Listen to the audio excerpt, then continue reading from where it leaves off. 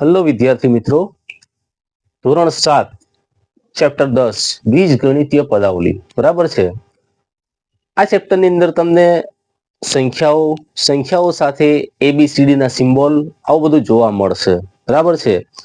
તો સ્વાભાવિક રીતે આપણને એક પ્રશ્ન થાય કે આ ABCD XYZ આ બધાનું ગણિતમાં શું કામ બરાબર છે। ગણિતમાં એનો ઉપયોગ કેમ? આ તો બધા અંગ્રેજીના મૂળ અક્ષરો છે, તો ગણિતમાં એનો કેમ ઉપયોગ થાય છે બરાબર। તો આપણે એક ઉદાહરણ જોઈએ, કદાચ તમને થોડું ખ્યાલ આવી જશે કે આ બધી વસ્તુઓનો શું ઉપયોગ થાય છે બરાબર છે। દાખલા તરીકે સમજો કે તમે રેલવે સ્ટેશન પર જાઓ છો બરાબર છે, અને કોઈ એક ટિકિટ લો છો। એ ટિકિટની કિંમત છે 25 રૂપિયા। ટિકિટની કિંમત 25 રૂપિયા છે બરાબર છે।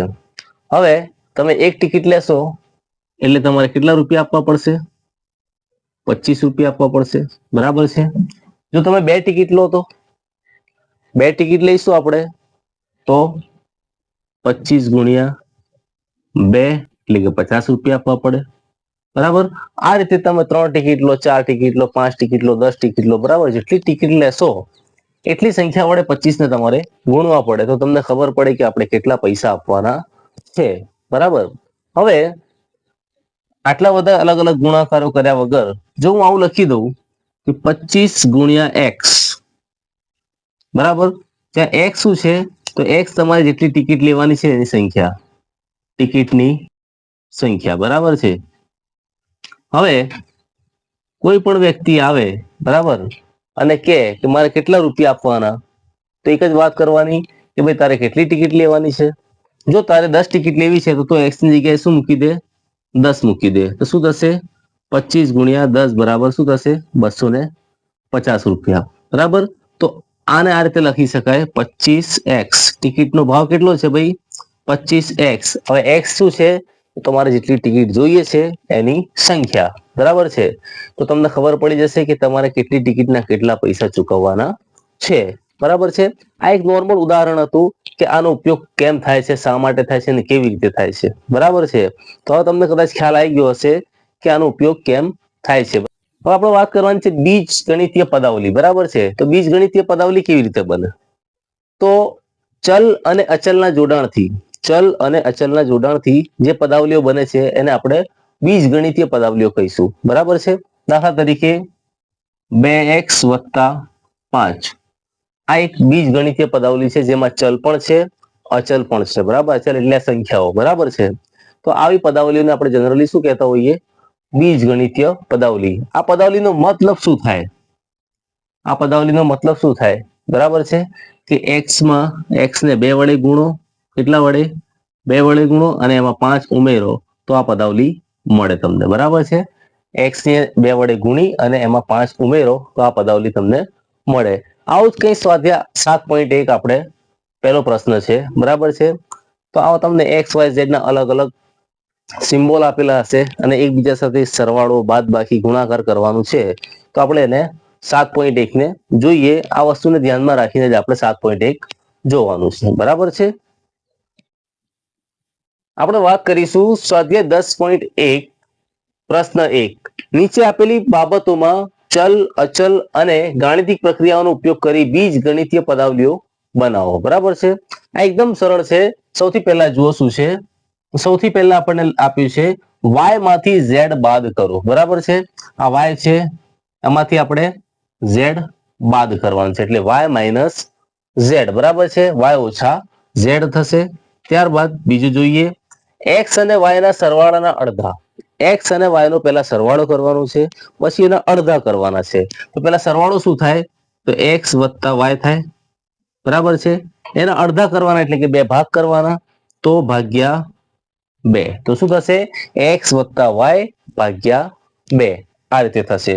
ત્યારબાદ જોઈએ શું છે, સંખ્યા z નો તે જ સંખ્યા સાથેનો ગુણાકાર, સંખ્યા z નો તે જ સંખ્યા સાથેનો ગુણાકાર।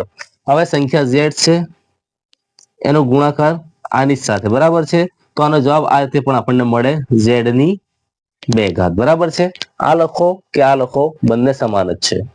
p અને q ના ગુણાકારનો ચતુર્થ ભાગ, p અને q નો પહેલા ગુણાકાર કરવાનો છે બરાબર છે। તો શું થશે જુઓ, p ગુણ્યા ક્યુ અને એનો કયો ભાગ ચતુર્થ ભાગ એટલે 4 ભાગ કરવાના એટલે શું થશે p ગુણ્યા ક્યુ છેદમાં 4 બરાબર છે ત્યારબાદ આ બાજુ જોઈએ શું થશે x અને y બંને સંખ્યાઓનો વર્ગ અને તેમનો સરવાળો x અને y બંને સંખ્યાનો વર્ગ પહેલા તેમનો બંનેનો વર્ગ કરીએ x નો વર્ગ અને y નો વર્ગ પછી શું છે અને તેમનો સરવાળો એટલે આ રીતે x નો વર્ગ વત્તા y નો વર્ગ ત્યાર પછી m અને n સંખ્યાના ગુણાકારના 3 ગણામાં 5 ઉમેરતા આ થોડુંક અઘરું લાગે છે પણ જોઈએ m અને n નો સંખ્યાનો ગુણાકાર બરાબર છે એટલે m ગુણ્યા n તો એને mn પણ લખાય ગુણાકારના 3 ગણા એટલે આ બંનેના ગુણાકારને 3 વડે ગુણીએ એટલે 3 ગણા થાય માં 5 ઉમેરતા તો વત્તા 5 બરાબર છે તો શું થશે 3mn વત્તા 5 આ રીતે થશે ત્યારબાદ આગળ વધીએ y અને z ના ગુણાકારને 10 માંથી બાદ કરતા y અને z ના ગુણાકારને બાદ કરવાનું છે ગુણાકારમાંથી 10 બાદ નહીં કરવાના બરાબર છે ગુણાકારને 10 માંથી બાદ કરવાના છે તો જુઓ પહેલા y અને z નો ગુણાકાર તો y ગુણ્યા z તો yz બરાબર આ ગુણાકારને 10 માંથી બાદ કરવાના છે એટલે 10 ઓછા yz આ રીતે થશે બરાબર છે 10 ઓછા yz ત્યારબાદ છેલ્લું શું છે જોઈએ a અને b ના ગુણાકારમાંથી તેમનો સરવાળો બાદ કરતા a અને b ના ગુણાકારમાંથી એમનો સરવાળો બાદ કરવાનો છે તો જોઈએ ચલો પહેલા a અને b નો ગુણાકાર એટલે ab આમાંથી શું બાદ કરવાનું છે સરવાળો કોનો a વત્તા b નો સરવાળો બરાબર છે તો આ રીતે થાય ab minus a plus b બરાબર છે આ સરવાળો આ ગુણાકાર એમની બાદબાકી બરાબર તો આ રીતે પ્રશ્ન 1 થશે બરાબર છે આ રીતે પ્રશ્ન 1 થશે હવે આપણે પ્રશ્ન 2 તરફ આગળ વધીશું પ્રશ્ન 2 જોઈશું ચાલો આપણે પ્રશ્ન 2 તરફ જોઈશું ચાલો આપણે પ્રશ્ન 2 તરફ જઈશું પ્રશ્ન 2 શું છે જુઓ નીચે આપેલ પદાવલીમાંથી પદ અને તેમના અવયવ ઓળખી કાઢો આ પદ અને અવયવને ટ્રી ચાર્ટ વડે દર્શાવો બરાબર છે પહેલા તો પદ અને અવયવ ઓળખવાના છે અને પછી ટ્રી ચાર્ટમાં દર્શાવવાના છે ટ્રી એટલે આપણે ઝાડ હોય બરાબર ઝાડની રીતે દર્શાવવાના છે ટ્રી ચાર્ટ એટલે કે અલગ અલગ શાખાઓમાં વહેંચાયેલા ચાર્ટ તરીકે દર્શાવવાના છે તો આપણે જોઈએ સૌથી પહેલા શું કરીશું સૌથી પહેલા અહીં આપણને આપ્યું છે x માઇનસ 3 બરાબર છે આપણને આપેલું છે x માઇનસ 3 પહેલા આ બંનેને અલગ કરવાના તો શું થશે જુઓ આ બાજુ આવશે x આ બાજુ શું આવશે -3 બરાબર છે હવે જુઓ જે ચલ હોય એની સાથે હંમેશા કોઈને કોઈ સહગુણક જોડાયેલો હોય અહીં કઈ નથી તો 1 સમજવાનું શું સમજવાનું 1 નહીં x બરાબર છે આ x એટલે 1x કહેવાય બરાબર છે તો આ રીતે આ ચાર્ટ બનશે ત્યાર પછી બીજો ચાર્ટ જોઈએ સૌથી પહેલા શું કરીશું આ જે છે એને લખી દઈશું બરાબર છે આને લખ્યું હવે અહીં આગળ 3 પદ દેખાય છે એટલે આપણે 3 શાખાઓ બનાવવી પડશે આ રીતે પહેલામાં શું આવશે 1 બીજામાં શું આવશે x અને ત્રીજામાં શું આવશે x નો વર્ગ બરાબર છે હવે અચળ પદ છે એમ તો કશું થશે નહીં પણ જે ચલ છે એની સાથે હંમેશા કોઈ સહગુણક હોય અહીં કઈ નહીં તો 1 સમજવાનો અહીં શું થશે x બરાબર છે અહીં x ની 2 ઘાત છે એટલે શું થશે જુઓ x અને આ પણ x બરાબર છે હવે આ જે છે પાછા 2 ભાગમાં વહેંચાશે તો શું થશે x ની આગળ કોઈ સહગુણક નહીં તો 1 સમજો x બરાબર છે અહીં 1 પાછું અહીં x બરાબર છે તો આ રીતે આવી શાખાઓમાં વિભાજિત થશે ત્યારબાદ આ બાજુ આવો તો શું થશે જુઓ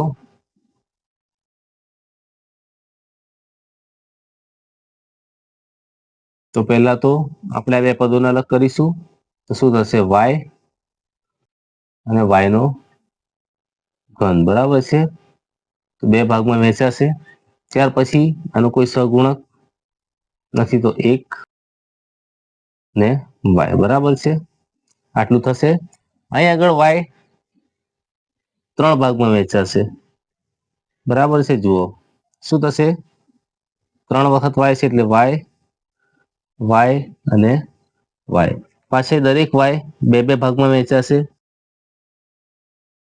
બરાબર પહેલો ભાગ શું થશે કોઈ સહગુણક નહીં તો 1 અને y કોઈ સહગુણક નહીં તો 1 અને y, પછી કોઈ સહગુણક નથી 1 અને આ બાજુ y, બરાબર છે. આ રીતે થશે. આ રીતે આ શાખાઓમાં વહેંચાય છે, બરાબર. તો બાકીના જે બે દાખલા છે એમાં પણ તમારે સેમ ટુ સેમ આ જ રીતે કરવાનું છે, બરાબર છે. બાકીના બે દાખલામાં પણ આ રીતે આપણે કરવાનું છે. ઓકે.